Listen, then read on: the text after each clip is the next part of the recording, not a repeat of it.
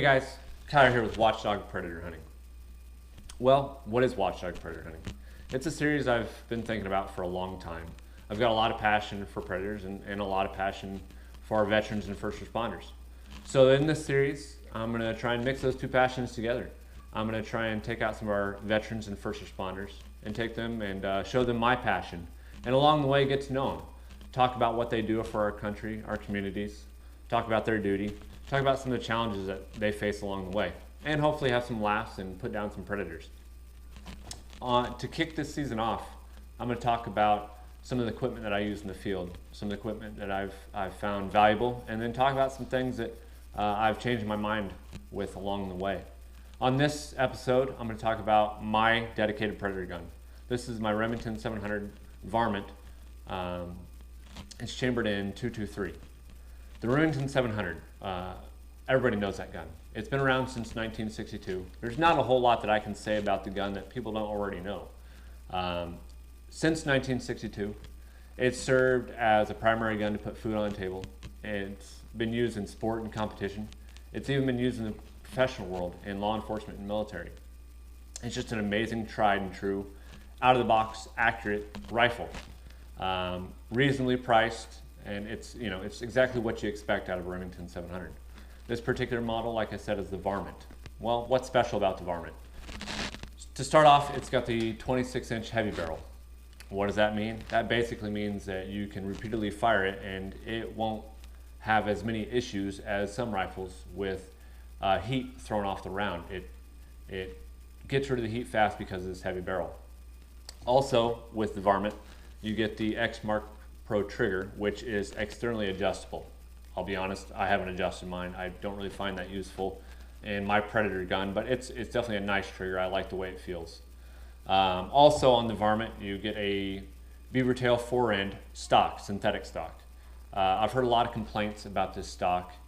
I will say that if this was my competition rifle, yeah, I'd be changing the stock out. But for what I use it for, it's lightweight, the ergonomics are great, I love the way it feels in the hand, and it's a pretty tough stock. I bounce this thing in and out of the truck all the time and I've never had any issues. The glass that I have on top, it's a Vortex, Diamondback 3.5 to 10 by 50. Before I talk about the Vortex specifically, I'm going to touch on magnification. That's one thing that I think guys, at least in the predator hunting world, fall into it as far as being in a trap. As far as they want as much magnification as they can afford. Honestly, that's not that important. At least here in Arizona, most predators that I take are between 30 and 100 yards. When you're shooting at something the size of a coyote, even a fox or a bobcat, you really don't need that much magnification. 90% of the time, most of my shots are taken at 6 power magnification. What I think is far more valuable is this larger bell housing. Like I said, mine's a 50, and I think that's very valuable, especially if you consider what you're using it for. You're using it for hunting. And most hunting, especially predator hunting, is in low light conditions, early morning, late evening, even sometimes at night. So you need that larger bell housing to gather as much light as possible. I will say that when I'm hunting early morning, sun's just coming up, it actually appears brighter in my scope than it does in the ambient lighting. And that's because of the larger bell housing gathering as much light as possible. So if you're gonna save money on the magnification and go for the larger bell housing.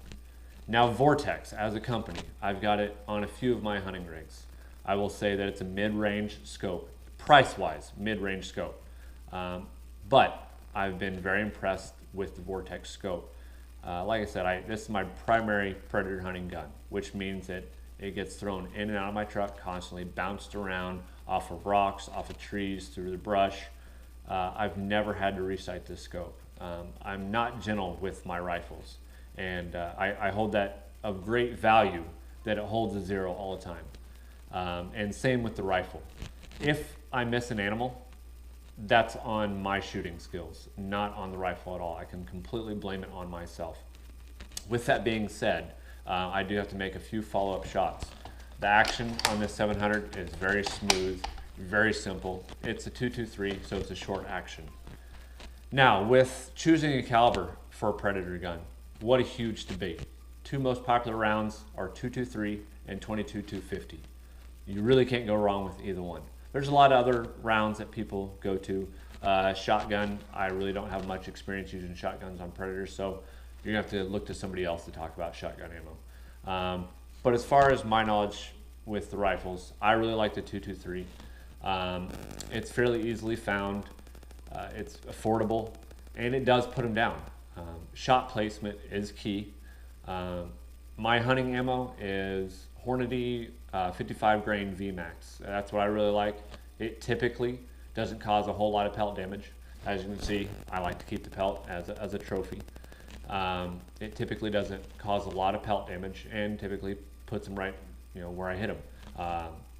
However, if you splash off of a large bone like a shoulder, yeah, you're gonna have some significant pelt damage, and sometimes the coyote goes into a death spin, but they're gonna drop fairly quickly.